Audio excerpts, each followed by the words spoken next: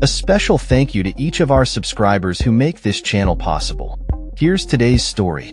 In a significant development for the ongoing conflict in Ukraine, a high-stakes meeting is set to take place at the White House on Monday.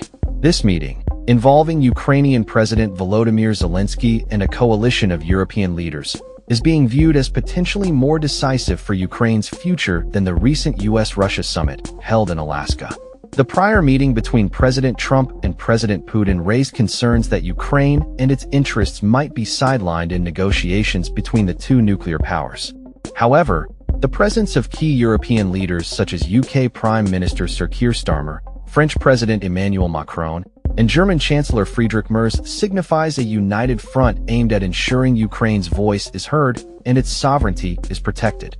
The backdrop of this meeting is critical. Following the Trump-Putin summit, where no significant agreements were reached regarding a ceasefire or sanctions, European leaders are keen to emphasize two vital points to President Trump. First, that any peace deal regarding Ukraine must involve direct negotiations with Ukraine itself, and second, that it must come with robust security guarantees. The leaders are determined to prevent any backdoor deals that could undermine Ukraine's territorial integrity and security. As the discussions unfold, the diplomatic skills of Sir Keir Starmer will be put to the test. Known for his rapport with Trump, Starmer's influence could be pivotal in swaying the US president's stance. The presence of NATO Secretary General Mark Rutte, often referred to as the Trump Whisperer, adds another layer of strategic diplomacy aimed at reinforcing a cohesive European position. However, the dynamics are complicated by Trump's less favorable view of Macron, particularly following recent tensions regarding France's stance on Palestinian statehood. The crux of the issue lies in the territorial disputes that have defined the conflict.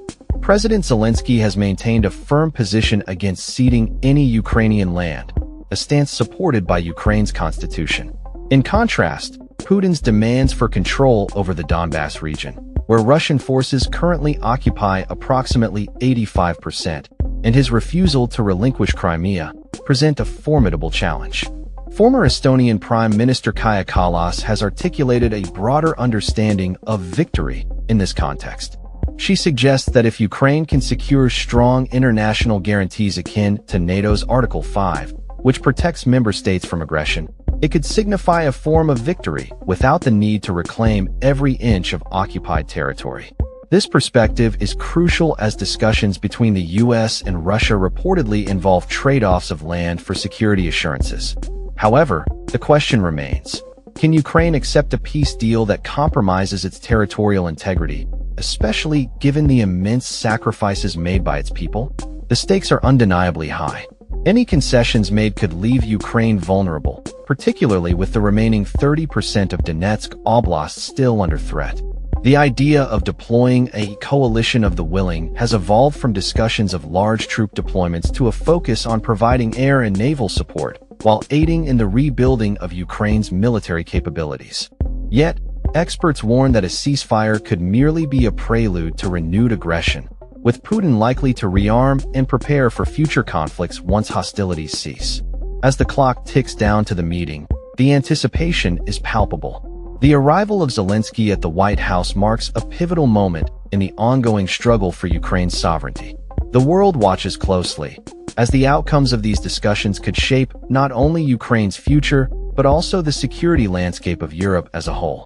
With the backdrop of recent events, including the controversial US immigration policies and the political landscape in the US, the implications of this meeting extend far beyond the immediate concerns of the Ukraine conflict. As the leaders convene, the hope is that a united European front can effectively advocate for Ukraine's needs and aspirations, ensuring that the sacrifices of its people are not made in vain. That's all for this story.